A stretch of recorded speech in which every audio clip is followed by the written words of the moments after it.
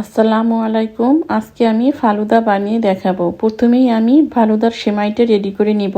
এর জন্য একটা প্যানে দিয়ে দিলাম 1 কাপের মতো অরেঞ্জ জুস। এর সাথে অ্যাড করব 1 টেবিল চামচ সুগার, দিয়ে দিব কর্নফ্লাওয়ার 1.5 টেবিল চামচ, আর দিয়ে দিব ফুড কালার সামান্য একটু। এবার এই সমস্ত উপকরণ আমি খুব ভালোভাবে মিশিয়ে নিব। মিশিয়ে নেওয়া হয়ে গেলে আমি চুলাটা অন করে দিব আর অপেক্ষা করব একটা ঘন টেক্সচার হয়ে আসা পর্যন্ত। যখন এইরকমটা ঘন হয়ে যাবে তখন আমি চুলা বন্ধ করে দিব, আর ঠান্ডা হলে এটা অটোমেটিক আরো একটু ঘন হয়ে আসবে। এরপর একটা বলে আমি কিছু বরফ নিয়ে নিয়েছি আর এখানে দিয়ে দিব 2 কাপের মতো পানি। এইভাবে একটা মেশিনের ভিতরে আমি সেই মিশ্রণটা রেডি করে রেখেছিলাম, সেটা দিয়ে এইভাবে পেঁচিয়ে পেঁচিয়ে ঘুরিয়ে নিব। আপনারা চাইলে যে কোনো পাইপিং ব্যাগে করে একটা ছিদ্র বানিয়ে নিয়ে এটা করে নিতে পারেন। হয়ে গেল আমার সেমাইটা বানানো। এবার আমি ফালুদার ভিতরে যে ঘন একটা খিরসা দেওয়া হয় সেটা বানিয়ে নিব। একটা প্যানে আমি দুধ নিয়ে নিয়েছি আর এই দুধটা কিন্তু আমি জাল করে ঘন করে নিয়েছি।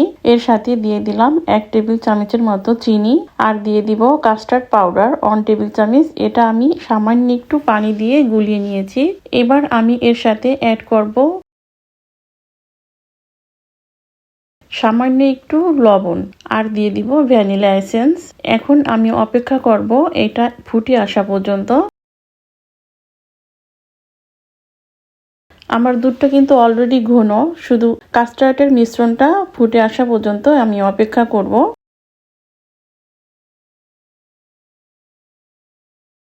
হয়ে গেল। এবার এটাকে নামিয়ে আমি ঠান্ডা করে নেব।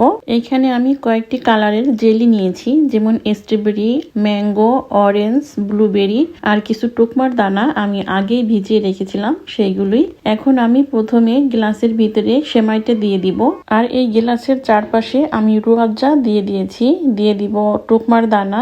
এরপর আমি জেলিগুলো দিয়ে দিব পর্যায়ক্রমে।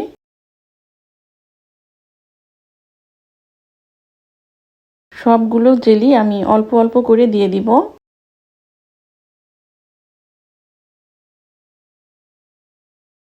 এবার আমি যে ঘন দুধের মিশ্রণটা বানিয়েছিলাম সেটা দিয়ে দিব। এখন আবার আমি ফালুদার সেমাইটা দিয়ে দিব।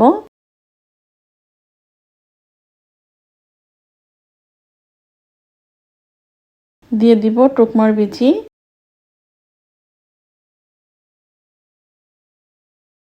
এখন আমি আবার জেলি দিয়ে দিব।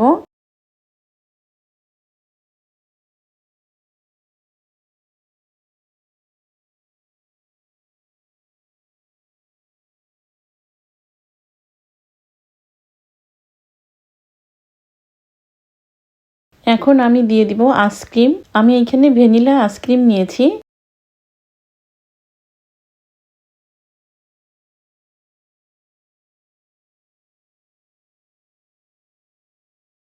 এরপর আমি ঘন দুধের মিশ্রণটা দিয়ে দিব। হয়ে গেল আমার ঠান্ডা ঠান্ডা ফালুদা। আজকে এই পর্যন্তই। ফিরে আসবো আবার নতুন কোনো রেসিপি নিয়ে ইনশাল্লাহ।